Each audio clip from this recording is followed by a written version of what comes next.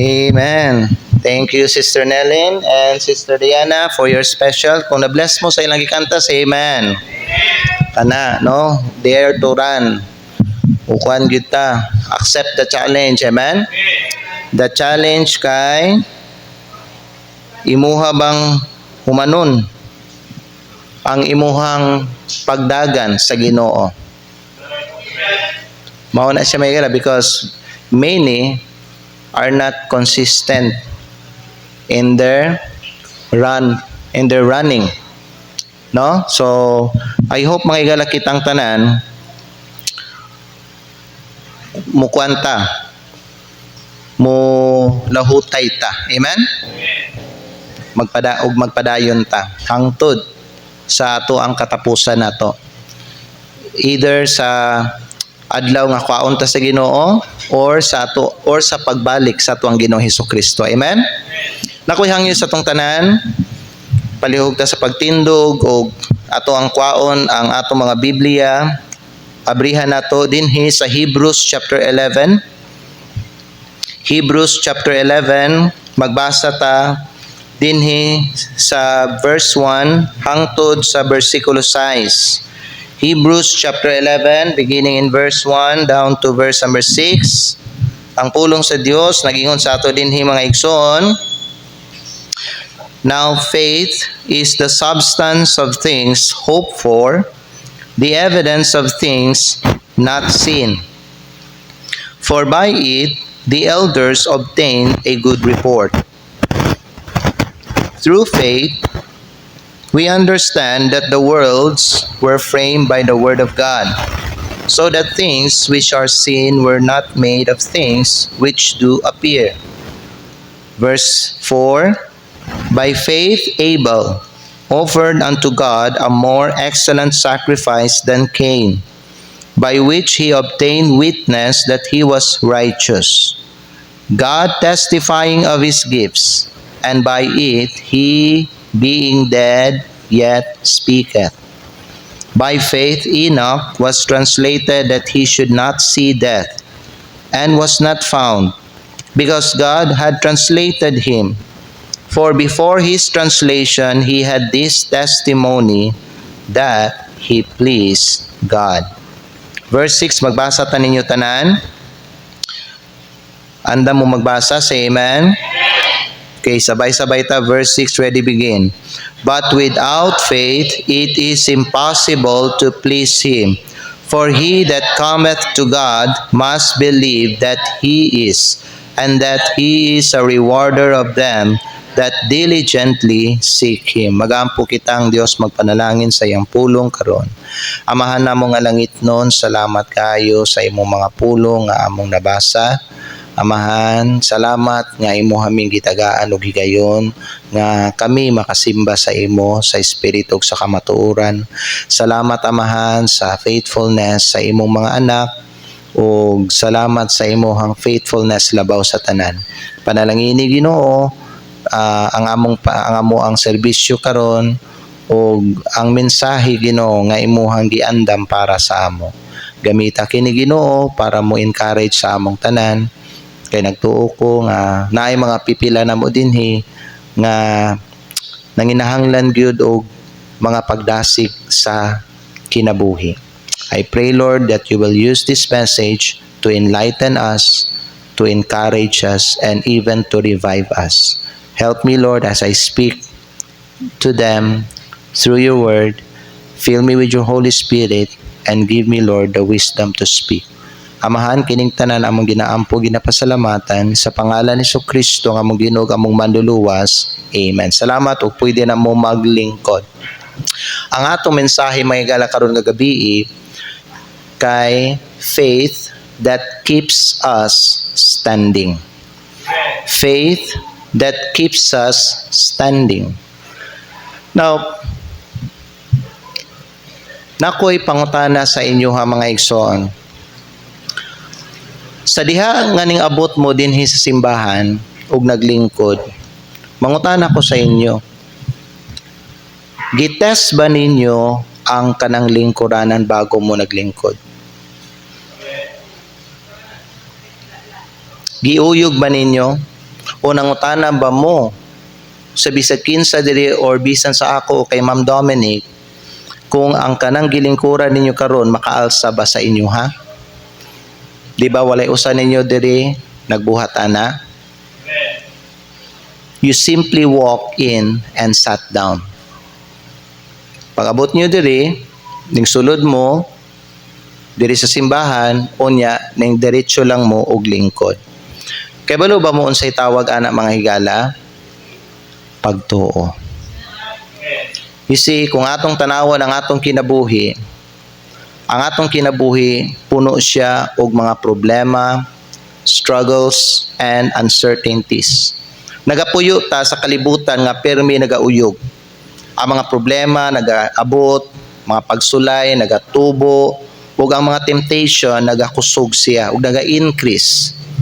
Both adults and young people nag-atubang og daghang mga uncertainties. Problema sa kwarta, pressure sa eskwela, problema sa pamilya, impluwensya sa barkada, ug sakit sa lawas. Ug kun uyugon ta sa kinabuhi, Kay balo ba mo kung unsa ang usa ka butang dinhi sa atong kinabuhi nga magpabilin nga barog og lig-on? Ang atong pagtuo diha sa Ginoo. You see, the Bible tells us that the only thing that keeps us standing strong is our faith in God. So karong gabi mao ni atong tun-an. No? Kaning faith that keeps us standing. Unta ang imong pagtuo karon diha sa imong Christian life mo barog na. Unta lig-on na. Kahigala naagid bihay mga pagsulay nga moabot sa atong kinabuhi. Dili nato na maiwasan. Bisan pa mangita ta og dapit dinhi sa kalibutan nga walay problema, naagyud gihapoy mga problema og mga pagsulay. So importante nga ato ang pagtuo nato lig-on ba? Aron nga sa panahon nga moatubang ta og mga temptasyon og mga pagsulay, makatindog gyapon ta og magbarug gyapon ta. Amen. So this evening mga igsoon, ako ang i-share sa inyo why our faith in God and faith in His Word is so important. Diha man gyud nato gikuha ang atong pagtuo nato, amen? Sa pulong sa Dios. Okay? The Word of God is the source of our faith. Kay mao man ang giingon sa pulong sa Dios nga tama nga pagtuo. Ang tama nga pagtuo kwao nato sa pulong sa Dios. The Bible says, so then faith cometh by hearing, and hearing by the Word of God. Importante sa atong life, ang atong sigi o permigi na paminaw ang pulong sa Dios. You see, ayaw mo pagkuhag kaning source sa inyong faith diri sa kalibutan. Ayaw mo pagkuha sa inyong source sa inyong pagtuo sa mga tao. Nga naman may gala, mapakyas man na sila. Kuhaan ninyo ang inyong faith sa pulong sa Dios. So always feed your soul and your spirit to the Word of God. Aron nga ikaw ba magpabilin ka nga barog ug aron damor ka nga mahimo nga himsog ug lig-on sa imong kinabuhi. Amen. So this evening mga igsoon, mao ni atong pagahisgutan nganong ang atong pagtuo sa Dios ug ang atong pagtuo sa iyang pulong importante kaayo. Una sa tanan, faith is our confidence. Faith is our confidence. So atong hisgutan una ang definition sa faith. Gidefine ni Pablo ang definition sa pagtuo dinha sa bersikulo 1. When the Bible says in verse number 1, gingon dinhi sa pulong sa Dios, now faith is the substance of things hoped for, the evidence of things not seen. So according to this verse, ang kining faith is not wishing. Dili siya pag-ampo lang. Dili siya mga higala kanang damgo lang. Dili siya ingon nga pangandoy lang. Ang faith mga higala is simply trusting. Kanang nagsalig ka. Sama atong butang, ako ang pangutana sa inyo kaganina. Faith is like sitting on a chair. Okay? Sa dihang naglingkod ka, wala nimo gi-analyze ang structure. Wala ka nabala ka may gala kung ang lingkuranan ba mugunit sa imuha. You simply sit down, trusting it will support you. Mao na siya ang pagtuo. So faith is being confident in what God said.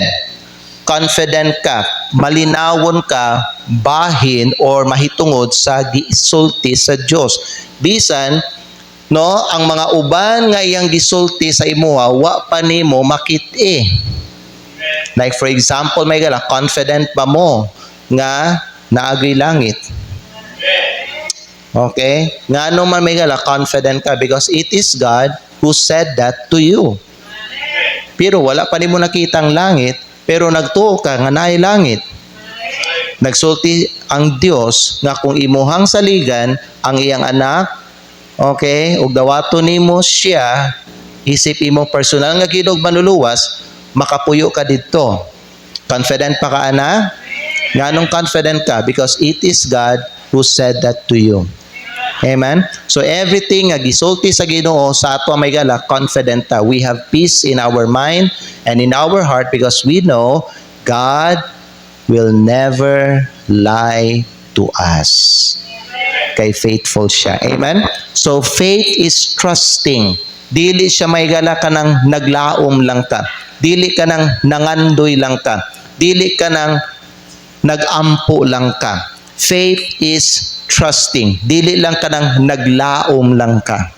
Nagsalig ka sa butang nga bisag wa pa nimo nakita kana nga butang tinuod gyud na siya. That's faith mga higala. It's not just wishful thinking, but it is confident. It is confident trust in God's promises. So when the Bible says may gala in Hebrews 11 verse 1, no? When the Bible says faith is the substance, ang kanang substance is foundation, pundasyon. Mao na ibut pasabot sa substance. It means foundation or assurance. Kasabot pa mo assurance, kasiguruhan.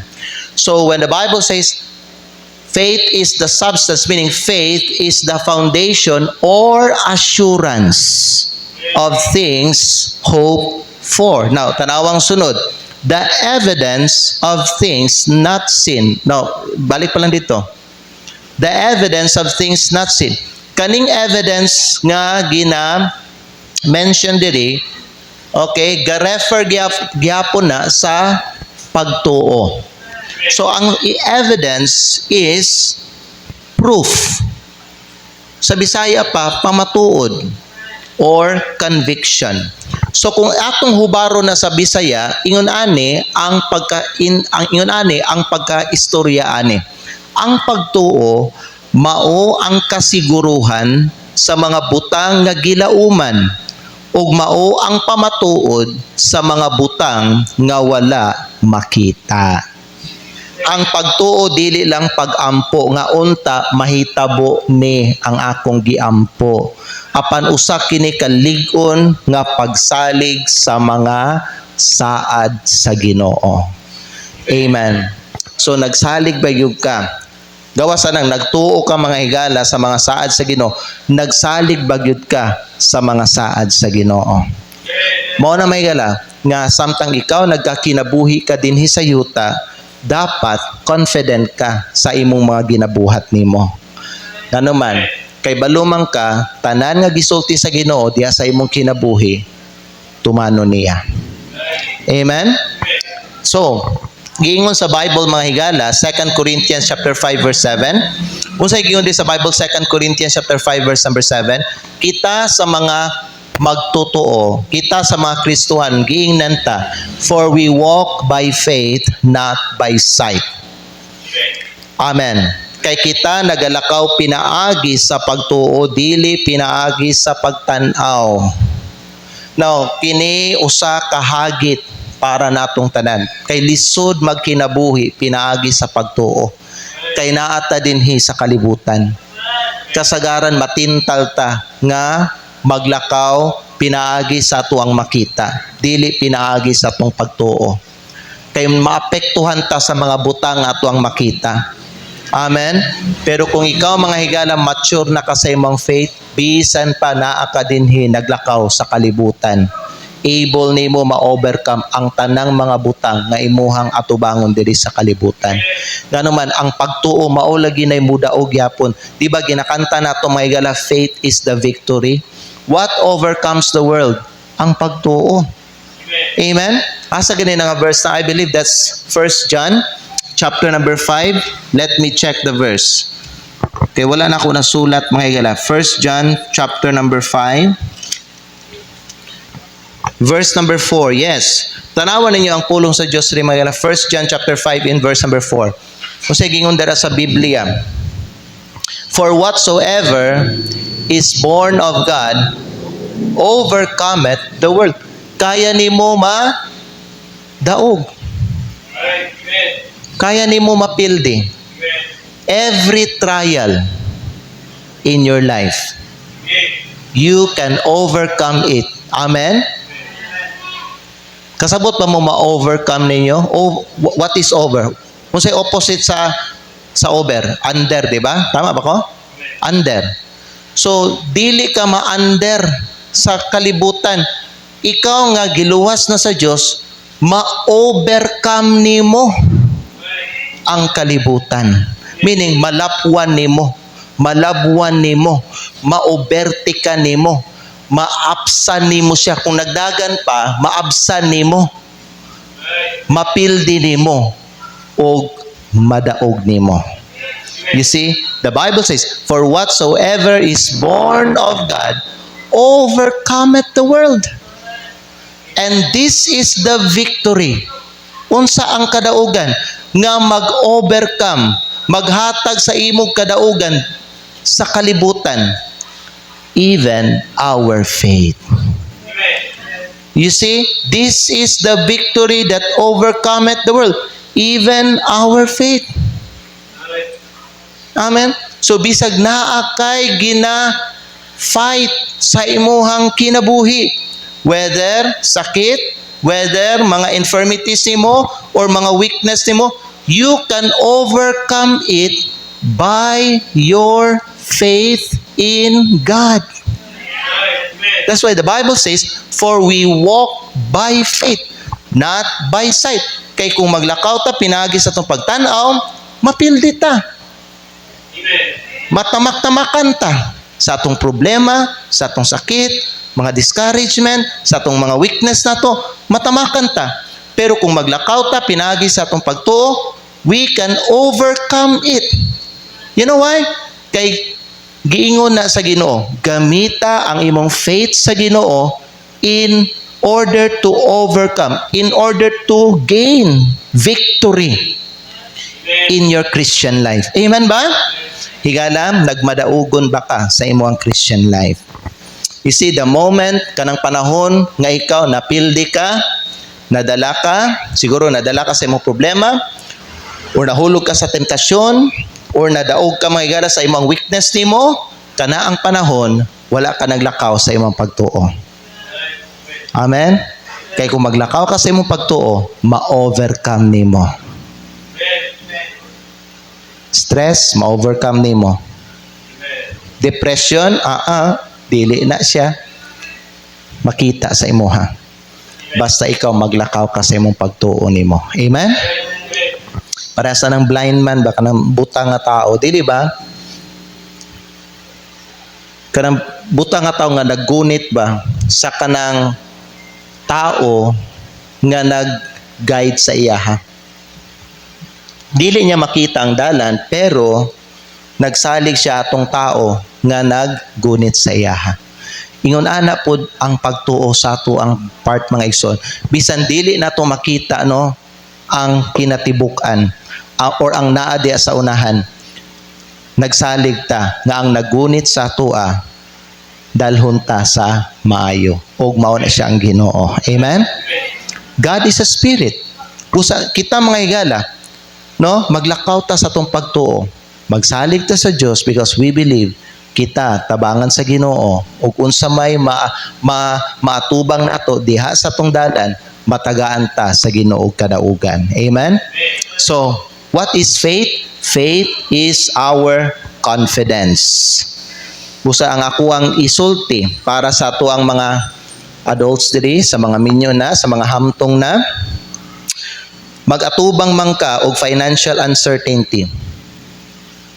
Young people, mag-atubang man ka og future uncertainty.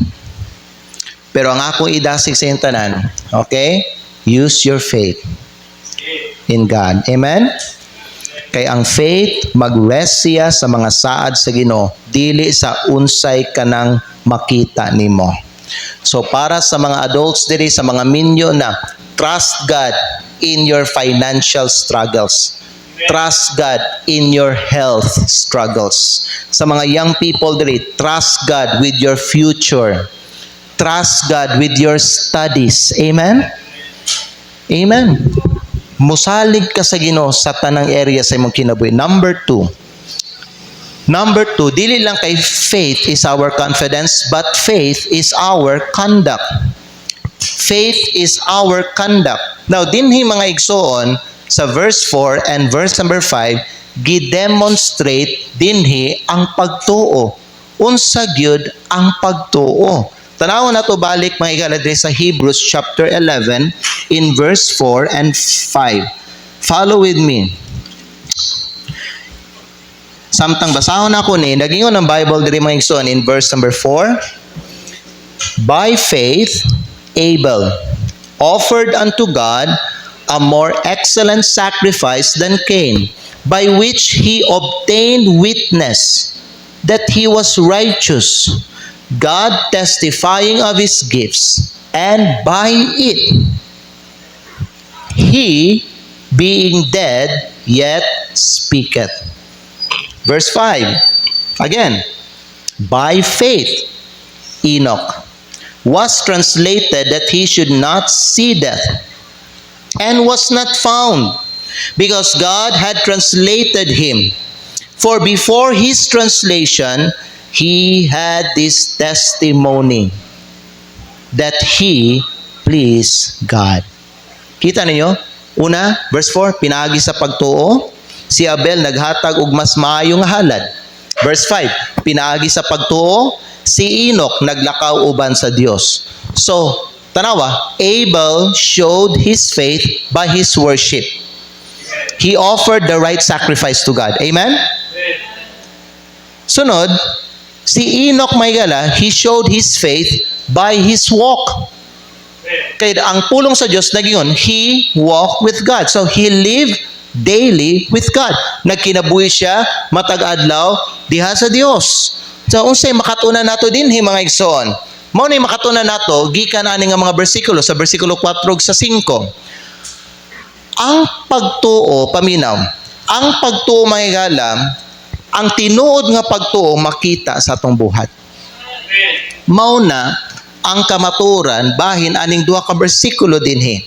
You see, faith is not just believing in our minds. Ang pagtuo dapat makita sa ato ang kinabuhi. Okay? Now, unsay giingon mga igala ni James? Unsay iyang gisulat? James chapter 2 verse 17. Tanawan ninyo ang pulong sa Dios. James chapter 2 verse 17. Even so faith, if it hath not works, is dead, being alone. Gisulat ni James, bisan ang pagtuo, kung walay buhat, patay kini nga nag-inusara. So faith without works is what? Dead. You know what? A parachute is useless unless you jump with it. Tama? Real faith, maygala, is proven by action. Ang tinuod nga pagtuo, ginapamatud-an siya pinaagi sa buhat. So kung tinuod mga igsoon nga kita nagtuo ta sa Dios, then makita na siya sa ato ang obedience, makita na siya sa ato ang giving, makita na siya sa ato ang pag-tithe, makita na siya sa ato ang pagsangyaw, ug makita na siya sa ato ang adlaw-adlaw nga gipili sa kinabuhi. Our daily choices. So if we really believe God, we will obey His word. Kung tanaw may kala, kung ang Kristohanon dili siya mutuman sa pulong sa Dios o wa niya ginasunod ang pulong sa Dios, that person's faith is not alive.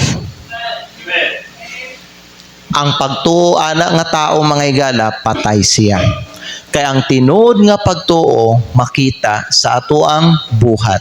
Usa sa mga buhat nga dapat ipakita sa usa ka tawo nga nag-ingon nga naa siya pagtuo sa Dios, ang iyahang pagtuman sa pulong sa Ginoo. Amen ba? Makita sa atong obedience.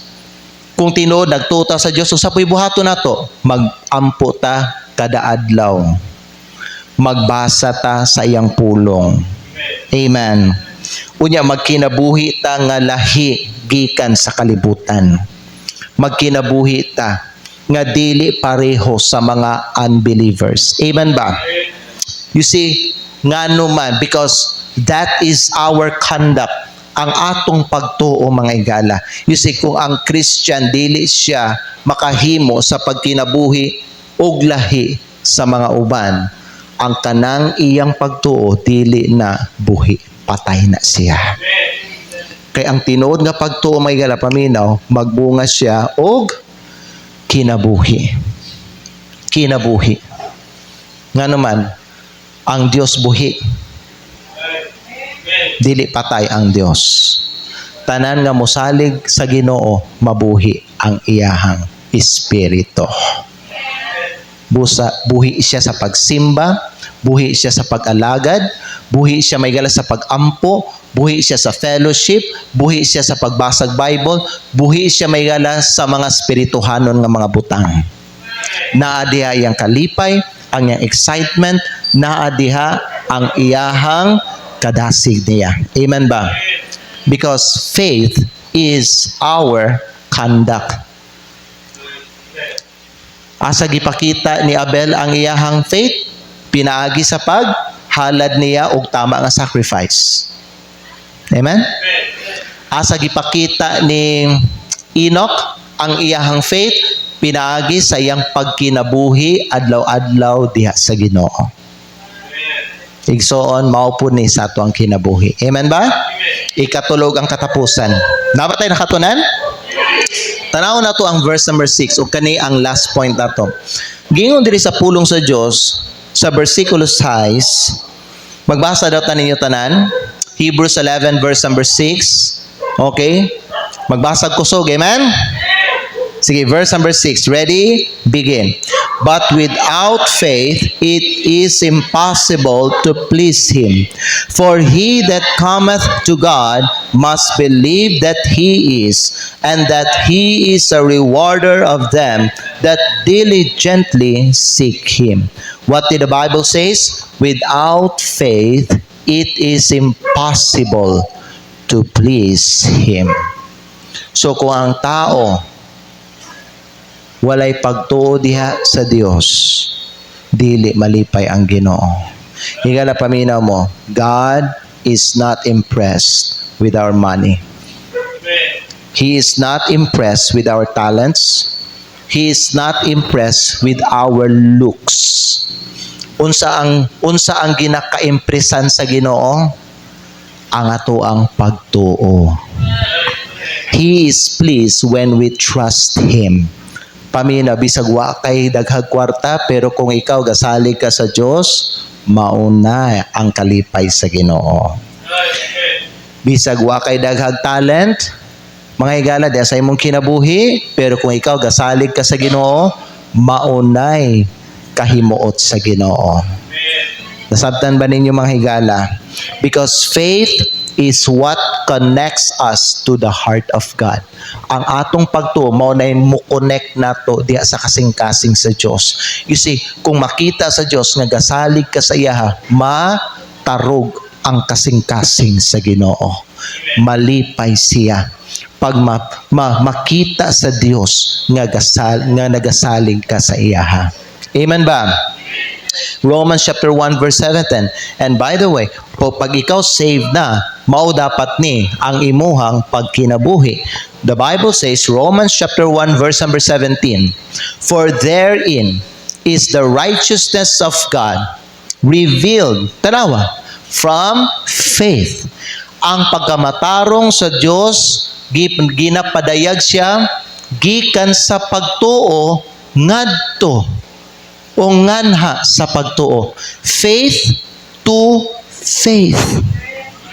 Amen? You see, dili nimo makita ang pagkamatarong sa Dios kung ikaw dili ka musalig o mutuo. Kung wala kay pagtuo, dili nimo may gala masabtan ang pagkamatarong sa Dios. Mauna, naay mga uban nga mga tao o mga denomination, mga religion, dili nila masabtan ang pagkamatarong sa Dios because ang ilang faith nila kay ang kaluwasan makuha pinaagi sa imuhang mga buhat. You will never understand the righteousness of God unless you believe nga ang salvation is by works. Pero kung ikaw nagtuo ka nga ang salvation is only sa Dios, O ikaw nga makasasala, musalig ka diha kang Kristo. Higala diha nimo masabtan that the righteousness of God is revealed from faith. Amen? The Bible says, for therein the righteousness of God revealed from faith to faith. As it is written, the just shall live by faith. Pag save na ang tao, dapat magkinabuhi siya pinaagi sa pagtuo. Amen? Kanang Matthew 6:33, by faith gyapon na. But seek ye first the kingdom of God and His righteousness. Amen? And all these things shall be added unto you. So kung ikaw may gala, no, kay pagtuo diha sa imuhang kasing-kasing, unya diha sa imong kinabuhi, imuhang unahon ang Dios. You will get the promise of God. Makita nimo ang promise nga giingon sa Dios diha sa Matthew chapter 6 verse number 33. You know what? Ang Christian nga wala nagsalig sa Dios, dili niya buhaton diha sa iyang kinabuhi ang Matthew 6:33.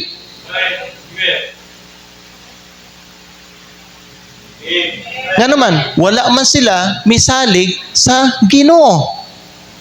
So because kay wala sila misalig sa Ginoo, ilang supakon ang kanang amando. So dili nila makita ang promise sa Ginoo anang a verse. Amen. And gawas ana may gana dugang paana, isulti na ko sa inyo ha. Dili pod ihatag sa Ginoo ang panalangin diha sa ilang kinabuhi kay wala nahimuot ang Ginoo sa ilaha. Because pwede mo utana sa inyo, what pleases God? Your faith.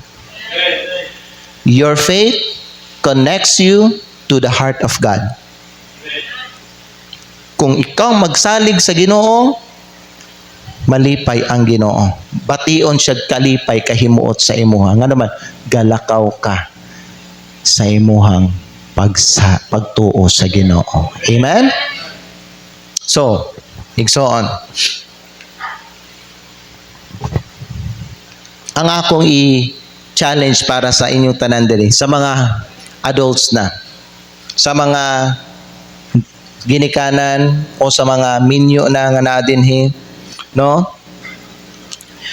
Gusto ta mo sultian ani nga ang Dios mahimuot siya kung kamo mosalig sa iyaha uban sa inyong mga panginahanglan. You see, God knows that you have needs. And God wants you to trust Him with your needs. Amen? Sa mga young people din, kay balo ang Ginoo nga nabalaka siguro ang uban ninyo diri bahin sa inyong kaugmaon. Na mga young people nag-worry sila sa ilang future. Nga naman, una sa tanan, na mga young people nga gibiyahan silang ginikanan. Sunod, na mga young people nga wala na sila ginikanan. They're on their own. Okay? So, nag-worry sila sa ilang future. Ang ako ang isulti sa inyo ha, whatever sa imong ginabati karon young people diya sa imong kasing-kasing. Ang akong isulti, akong advice, just trust God with your future. Okay? Magiyahan ka sa Ginoo. Salig lang ka saya, ug sunda lang siya. Okay? Hinumdumin niyo yung young people na ang Ginoo ang maghatag sa inyo maayong kaugmaon. Dili ang tao. Okay? So, ibutang ang imong faith sa Ginoo. Amen ba? So, adults, please, saligin niyo ang Diyos. Pahimutan niyo ang Diyos. Pinaagi sa inyong pagsalig sa iya, uban sa inyong mga panginahanglan. Sa financial, sa inyong family, sa unsay mga problema ninyo karon o unsay mga needs ninyo karon nga giatubang diha sa inyong pamilya, salig sa Ginoo. Ha? salig sa Ginoo. Young people, pahimutan ninyo ang Ginoo pinaagi sa pagsalig ninyo sa iya uban sa inyong mga choices. Young people, make a right choice for in your life. You don't need to follow the crowd. Di ninyo kinahanglan sundon ang mga tao. Kay daghag mga young people karon, paminaw. Tanaw ko ninyo. Daghag mga young people karon, mali ang ilahang mga gipangpili sa ilang kinabuhi. You don't need to follow them. Okay? Pick a right choice. Saligi ninyo ang leading sa Ginoo sa imong kinabuhi. Paminawan ninyo and make a right choice. Amen ba? O saligi ninyo ang Diyos sa inyong kaugmaon. In closing, ato ta diri ako ni siyang gi-one. Tanawan ninyo diri mga igsoon. Ang pagtuo mao ni ang pundasyon nga magapadayon nga lig-on bisan pa kung uyugon ta sa kinabuhi. Atong nakita definition sa faith. Kung unsa kini, faith is our confidence. Nakita po nato ang demonstration of faith unsaon kini makita. Makita kini sa tuang conduct, sa tuang buhat. Amen? Makita kini sa atong kinabuhi. Ang pagtuo dapat makita, dili siya kutob baba lang. Okay? And then nakita po nato ang delight of faith. Okay? Nganong kini makapahimuot sa Dios? Because our faith connects us to the heart of God. Mo nang malipay ang Ginoo. Pwede mo ta na parents, bation ba mo kalipay kung ma-discover ninyo ang inyong anak nagsalig sa inyo ha? Kamo sa mga asawa, bation ba mo kalipay kung ma-find out ninyo, mga bana, okay akong pangutanam, bation ba mo kalipay kung ma-find out ninyo ang inyong asawa na isalig sa inyo? Amen ba? Malipay ta. Kung ma-discover na to, nagsalig sila sa ato. Igsoon, mas malipay ang Ginoo pod. Paminaw, malipay ang Ginoo kung makita sa Dios nga gasalig ka sa iyaha. Wala ka paminaw, wala nimo gibutang imong pagsalig sa imong kwarta, diya sa imong trabaho, sa imong mga anak, o sa imong mga relatives, sa imong bana o sa imong asawa. Higala, mas malipay ang Ginoo kung ang imong pagsalig bisag naa kaani nga mga panalangin sa imong kinabuhi. Paminaw, malipay siya kung ang imong pagsalig naa gyapon sa iya. Okay? Next. Faith keeps us standing. Nga naman, because faith is our confidence. What is confidence? Trusting God's promises. Nagsalig ka sa mga saad sa Dios. Amen? Isa sa inyo may gala, willing ka mo salig sa Matthew 6:33 nga pag unahon nimo siya, all these things will be added unto you. Kinsa diri sa inyo may gala, mutuo ka nga ang Dios, no, muhatag siya kusog sa imo sa panahon nga ikaw maluya ka. Promise man na niya, tagaan daw kanya sa iyang kusog basta ikaw maluya ka. So mao na siya may gala. Ang kanang faith, mao na imong confidence. Sunod, faith is our conduct. What is conduct? Showing our belief in action. Ginapakita ang atong pagtuo, makita ang atong pagtuo sa atuang buhat nato sa atong kinabuhi. Amen? And then, ikatulo, faith is our connection. Okay? Unsa man na siya? Pleasing God by trust. Makonect ta diha sa kasing-kasing sa Dios kung magsalig ta sa iyaha. I hope mga igsoon kani nga pagtulunan mahitungod sa pagtuo. Inyuhan ni siyang tipigan, i-keep sa inyong kinabuhi ug i-apply sa inyong kinabuhi. Amen? Kay kung inyuhan ni siyang i-practice diha sa inyong kinabuhi, inig sa panahon nga naay moabot nga mga bagyo sa imong kinabuhi, ikaw makabarog ka. Makalahutay ka. You know why? Because faith, paminaw, faith will keep us standing. Amen ba? So, Ang akong pangutana sa inyo, will you live by faith this week? When the bills will come, kung ang mga bayronon ba moabot, unya wa pa kay igo nga ikabayad, musalig ba ka sa Dios? When the temptations will rise, musalig ba ka sa Dios? When the future looks scary, kung ang imong kaugmaon murag hadlok siya tanawon, musalig ba ka sa Dios? Closing verse nato, 1 Corinthians 16:13. Tanawan ninyo. Unsay gingon mga igala? Stand fast in what? Stand fast in the faith. Be strong. Amen ba? So ang atong i-pray karon nga gabi is this: Lord, please increase my faith. Idoko atong mga ulo, ipiyon atong mga mata. I-pray na to karong nga gabi, Lord, increase my faith. Help me to stand strong this week, not by sight, not by feelings, but by trusting you.